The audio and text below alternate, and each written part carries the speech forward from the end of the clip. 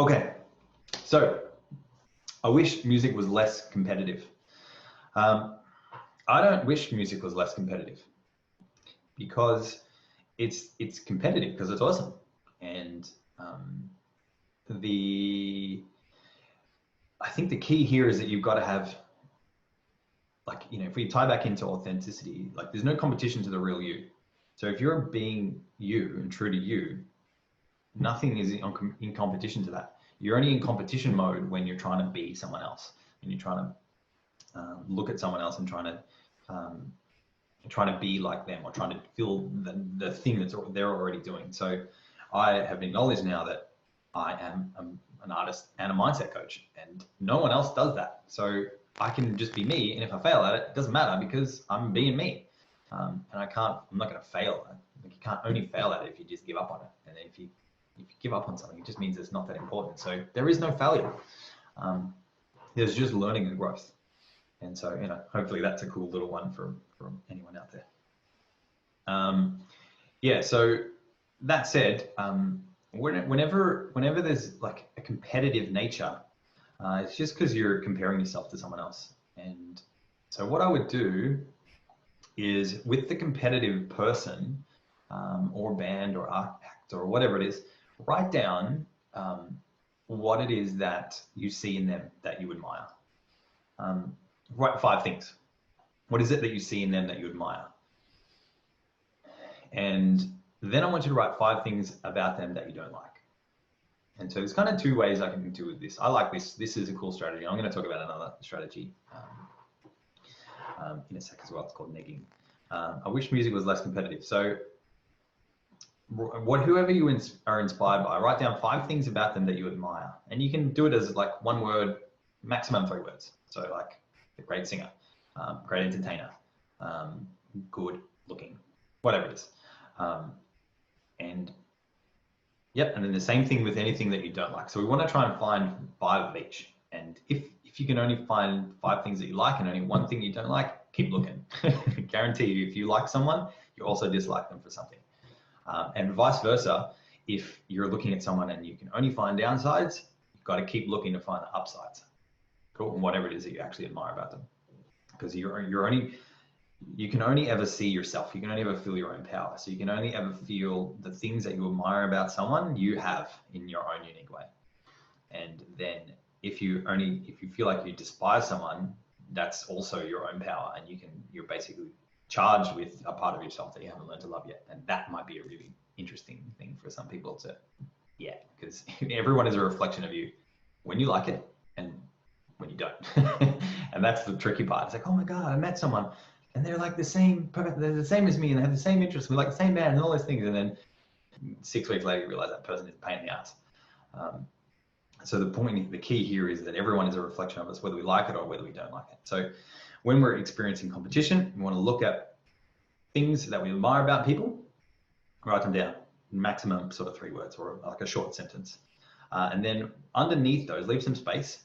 And for the things that you admire about someone, I want you to write down where you do that to the same degree as them. And then write down who sees you do it. So, for someone, if it's an amazing singer, I might be looking at someone and saying, wow, that's such an amazing singer. And then I go, who sees me be an amazing singer? And I'm like, all right, my students, my parents, my brother, my partner, and I'm basically just keep acknowledging the fact that I have this ability to sing amazingly. And what do you think happens when I actually start acknowledging that I have this thing that I admire in someone else? It basically starts to,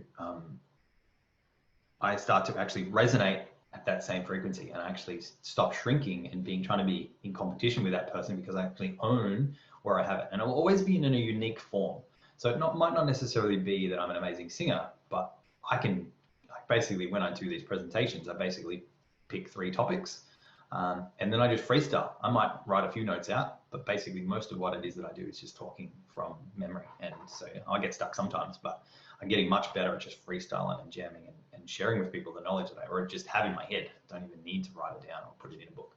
But this is I like videos, so I also like audio. So this is a great format for me to just do what it is I naturally do, which is speak and teach.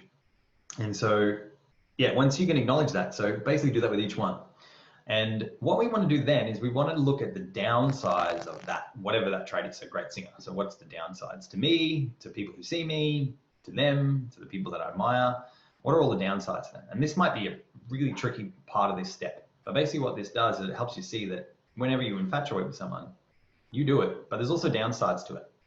And it just helps you acknowledge that singing is not a fantasy. It's something that's really difficult. But you love it, so you'll embrace the good and the bad side of it. Cool. Vice versa, with all the things that you despise about another person or you don't like, I want you to write down all the benefits of it. And we're going to do this the backwards way, because sometimes with negatively charged traits in another human being, we might want to disown it first. Like, I don't do that. But I guarantee that you do it in some way. So writing down whatever it is that you perceive about them is like, well, they're controlling, or they control the audience, or something like that. And so I want to see where I do that. Well, I control my partner, and I control my students, and I control you watching this, and I control all of these things in my life. So I'm like, okay, cool, I'm controlling. So I basically want to be able to own that. But before I do that, because that might be the tricky part of this process, is basically look at what are all the benefits of them being controlling to me. And so basically what I do there is like, well, if they're controlling, that helps me like either distance myself from them and actually look at me and actually go, all right, how can I separate? So I'm actually going to go and do things more aligned with what's actually inspiring to me. If they're being controlling, they're going to, by holding on to me and controlling me, they're going to make me stand up for myself. They're going to make me stronger. They're going to make me align with things more important to me. And if they're actually helping me, then I'll actually learn to deal with that. And then, because I'm going to be, if I'm an artist, I might get controlled by a manager. I might get controlled by a booking agent. I might get controlled by a venue. I might get controlled by my fans sometimes. And so basically me learning to deal with controlling people is actually helping me become a better, more controlling person, or a better way of managing my emotions around things that don't necessarily go in my favor. So then I want to make sure that I own that trait as well. So controlling, where do I do it? So that's the hard part, is actually owning it. The hard part for the infatuated traits, or the things I admire about people, is actually looking for the downsides, because I don't want to see the downsides to the things I like, and I don't want to see the upsides to the things I don't like, because basically we create this persona that's like, I want to be this, but I don't want to be this. And so if you're worried about being controlling as an artist, for example, you're probably going to stop yourself from getting on stage and being the authentic you, because you don't want to control people's emotions. You don't want to control people. You don't want to control people's money, because you want to be able to receive. So by you being on stage and being the authentic you, you're actually going to have to do all of these things that you despise about other people. So learning to manage your emotions about all these characteristics and traits about all of the people in your life is actually really important, because it actually helps you go through all of those challenges in order to be the authentic you, and put the flag in the top of the mountain with your name on it and going, I am me, and I'm a whole human, good parts, bad parts. And yeah, I hope that helps today. So we covered a lot of ground today. So making sure, how to be more authentic is